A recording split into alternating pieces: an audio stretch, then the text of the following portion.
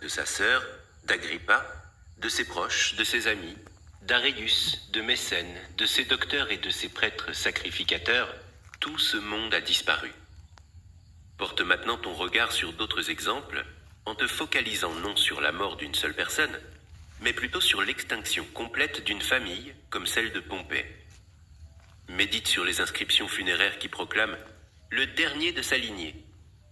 Quels efforts considérables les ancêtres ont-ils consentis pour assurer une descendance? Et pourtant, il a bien fallu qu'un dernier membre vienne clore la lignée, entraînant ainsi l'extinction totale de toute une famille. Tu dois organiser ta vie avec soin à chaque instant. Si chaque action remplit son devoir dans la mesure du possible, sois satisfait, et personne ne peut t'empêcher de réaliser chaque acte de manière à ce qu'il remplisse son devoir.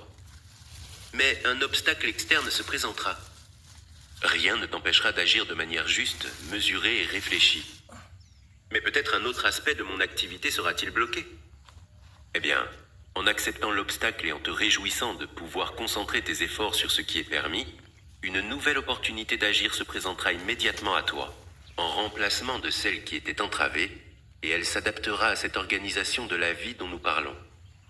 Tu as vu une main, un pied ou une tête coupée et éloignée du reste du corps? C'est de la même manière qu'un homme se comporte lorsqu'il n'est pas en accord avec ce qui se passe, qu'il se détache des autres ou agit contre l'intérêt commun. Imagine que tu te sois volontairement séparé de cette unité naturelle, car à l'origine, la nature t'a fait une partie d'un tout, mais maintenant tu t'en es coupé. Et pourtant, il existe cette magnifique possibilité. Il est en ton pouvoir de te réunir à nouveau. À aucune autre partie de la création, une fois qu'elle s'en est détachée et sectionnée, Dieu n'a accordé la capacité de se rejoindre. Cependant, observe avec quelle bienveillance il a privilégié l'homme.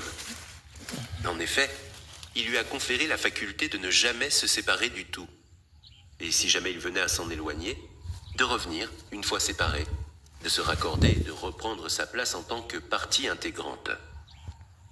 De la même manière que la nature universelle a doté chaque être raisonnable de tout qui tourne à son profit, en effet, et soumet à l'ordre du destin tout ce qui lui fait obstacle, tout ce qui lui résiste, et qu'elle en fait une de ses parties.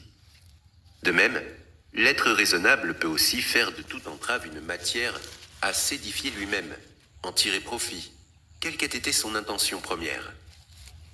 Ne te laisse pas troubler par la représentation de ta vie tout entière. Ne t'efforce pas d'imaginer toutes les diverses épreuves qui pourraient te survenir. Mais interroge-toi, à chaque situation, sur ce qu'il y a en elle d'insurmontable et d'inacceptable.